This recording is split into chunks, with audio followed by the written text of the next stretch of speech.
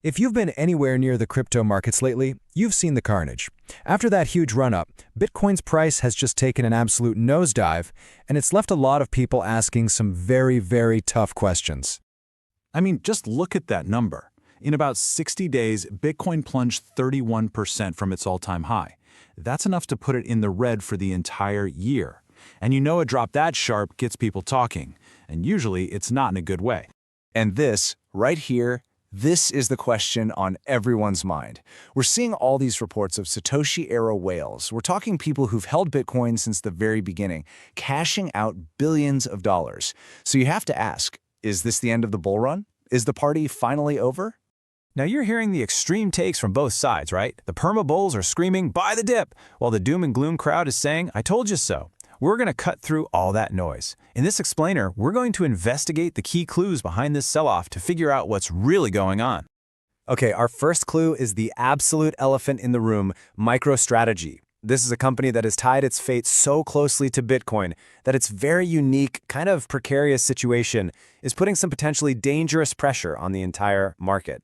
So, to get what's happening, you have to see how differently MicroStrategy operates.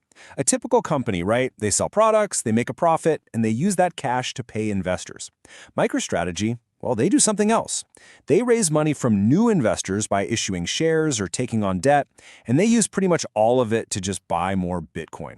It's a model that looks genius when prices are soaring, but it becomes incredibly fragile when things go south. And this is where we see the real danger, this potential snowball effect. See, if Bitcoin's price falls, that special premium on MicroStrategy stock can just vanish.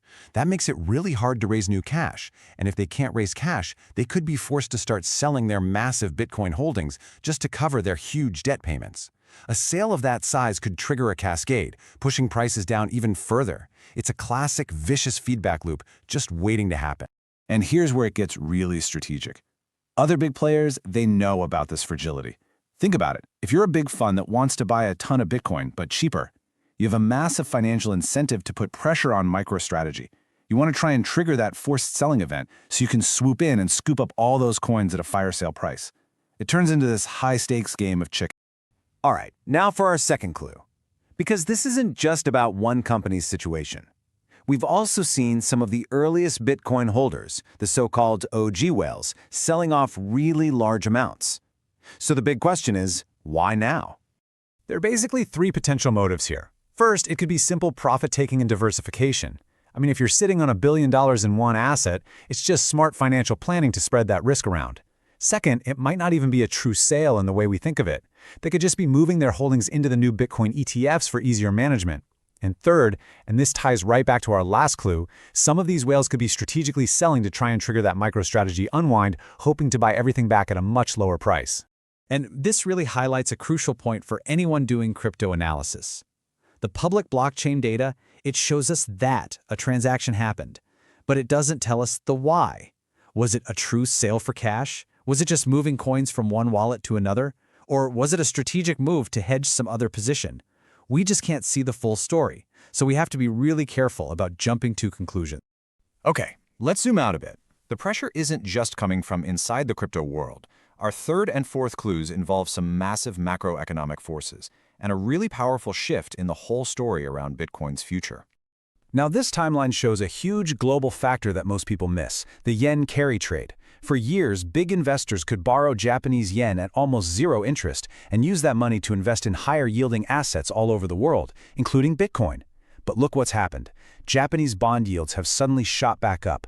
This makes borrowing yen way more expensive, and it's forcing a massive, violent unwinding of all those trades, putting selling pressure on everything, crypto included. On top of all that macro pressure, there's a narrative problem, a story problem. The story that drove prices to those all-time highs was built on a whole set of expectations for 2025. But, well, reality has fallen short, and that's causing a bit of a crisis of faith for a lot of the more recent investors. So, what were those big expectations? Well, many people believed we'd see widespread sovereign adoption, countries actually adding Bitcoin to their reserves. Hasn't happened. The market also expected true institutional adoption from huge pension funds, 401ks, and endowments. Instead, what we've mostly seen is just retail investors buying through the new ETFs. And when the story you bought into doesn't actually happen, what do? You sell. So, let's recap. You've got a huge, leveraged player under pressure, strategic selling by whales, a massive global credit unwind, and a narrative that's kind of broken. It's a perfect storm, really. So, what's the verdict? Is this really the end for Bitcoin? Okay, let's put this drop into perspective. While a 31% drop is painful, no doubt about it, look at the previous bear markets. Bitcoin fell 84% in 2018. It fell 77% in 2022. As brutal as this sell-off feels right now, it's not yet even in the same league as what long-term holders have had to endure before. And this really just illustrates a natural progression. As any asset gets bigger and more widely adopted, its volatility tends to go down over time. The massive, wild swings of the early days, both up and down, they become less extreme as more people enter the market, leading to more stable price discovery. Maybe the best way to understand all this is to just reframe what we're even looking at.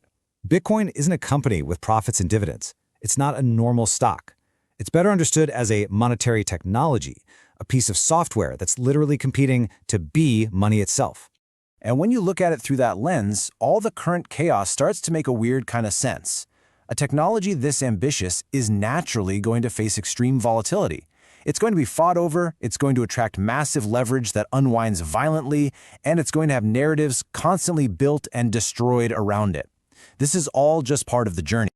So how should someone approach this? Well, the source we're looking at suggests framing it as what's called an asymmetric bet. And that means taking a small calculated position, something like the number on this slide, rather than making a huge bet to farm kind of investment. This right here captures the core idea perfectly.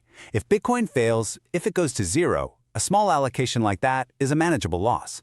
But what if it succeeds? What if it actually achieves its grand ambition of becoming a new form of global money? The upside could be absolutely extraordinary. So, is the current turmoil the death of Bitcoin, or is it just another violent chapter in its long, unpredictable story? That, my friends, is the billion-dollar question. If you like this video, please hit the subscribe button, like, and share.